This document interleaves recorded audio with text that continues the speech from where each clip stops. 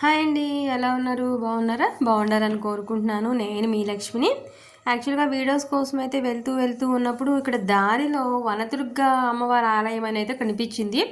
అడవిలో ఉన్నట్టు లోపలికి ఎక్కడో ఏదో పురావస్తు గుడెల్లి అనిపించింది. ఏంటి ఈ గుడి ఇలా ఉంది? ఎక్కడ చుట్టూ ఒక ఊరు లేదు, ఏమీ లేదు. బయట మాత్రం పెద్ద ఎంట్రన్స్ గేట్ పెట్టి ఇలా బోర్డు పెట్టారు. ఏమన్నా ఫేమస్సా చూద్దామని చెప్పేసి దిగేసి స్లోగా నడుచుకుంటూ వెళ్తుంటే గడ్డి పూలు అయితే కనిపించినాయి. వంగ పువ్వు రంగులో అసలు చాలా అందంగా అనిపించినాయి నిజంగా. అసలే పూల పిచ్చిదాన్ని కదా, గడ్డి పూలైనా అంతే, గులాబీ పూలైనా అంతే, మల్లె పూలైనా అంతే, అన్నీ అట్లానే చూస్తాను. అక్కడైతే అసలు మనుషులు సంచారం అనేది అయితే ఎవ్వరూ లేదు. ఇట్లాగే నాలాగా అటు ఇటు వెళ్ళే వాళ్ళు ఎవరో భార్యాభర్తలు ఒకళ్ళిద్దరు అటు బండి మీద వెళ్ళి చూస్తూ ఉన్నట్టున్నారు. అండ్ కొంచెం దూరంగా గోశాల అయితే కనిపిస్తుంది, మీకు కనిపిస్తుందో లేదో అందులో.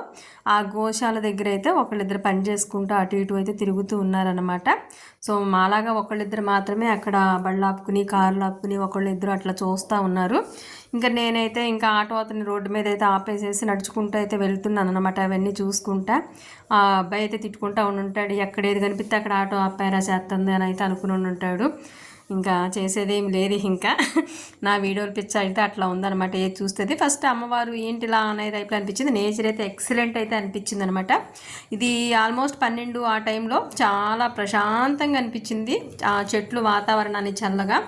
ఈ గడ్డి పూలు మీరు ఎప్పుడన్నా చూసారో లేదో నాకు తెలియదు. నేనైతే జీవితంలో ఫస్ట్ టైం చూస్తున్నాను.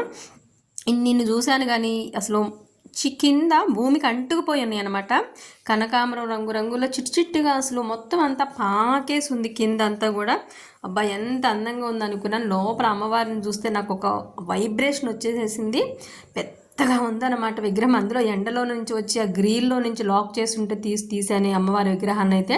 నిజంగా ఎంత పెద్దగా ఉంది కనకదుర్గ అమ్మవారి విగ్రహం అని నాకైతే వెనులో నుంచి ఒక్క క్షణం వణుకైతే వచ్చిందనమాట. నేనైతే ఇంకా అలా చూస్తూ ఉండిపోయాను. ఇంకా సరే అని మీ అందరితో షేర్ చేసుకుంటున్నాను. Please watch.